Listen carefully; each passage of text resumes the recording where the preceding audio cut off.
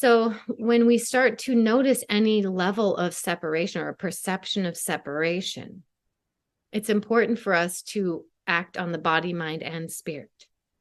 So mindfulness practices with breath, with awareness, sending energy down the spine to activate with your breath every single vertebrae.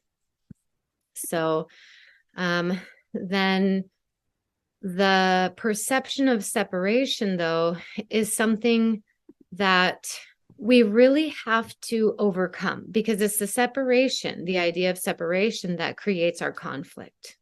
Okay. Because if you feel like you're not the other person, then it's easier to outcast them, right? Or to make them wrong or blame them.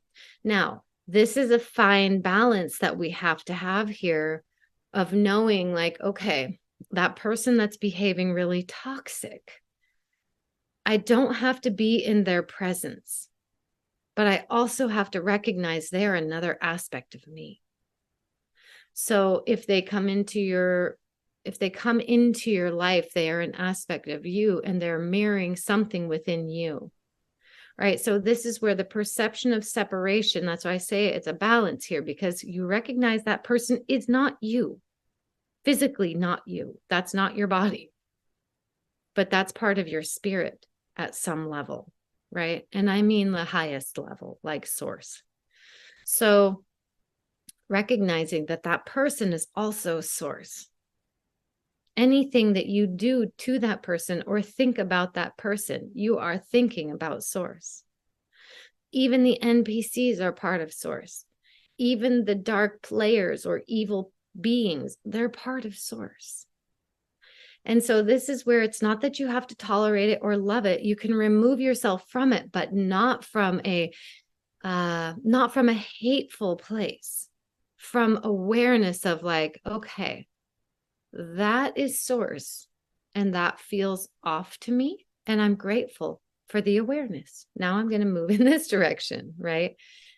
If we perceive the energy of fear and we know it's not part of who we are, is that creating separation? Not necessarily, not in that context, but if you try to say that you don't have fear ever, that would be really inaccurate, right?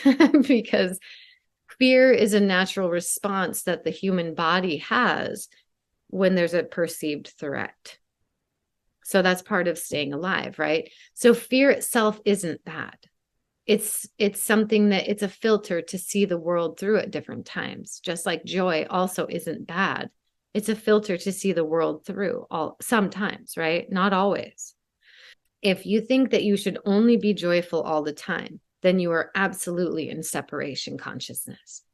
Because to separate yourself out from the whole spectrum, right? If you look at the spectrum of emotions, it's a full circle. So you could look at it as degrees. Each emotion is another degree of the total circle.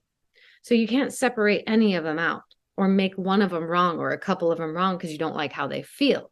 What you can do is change your beliefs and perspectives about what it is and the rightness and the wrongness of it, right? Because when we talk about something being right or something being wrong, that's separation. And it's challenging because here's the thing.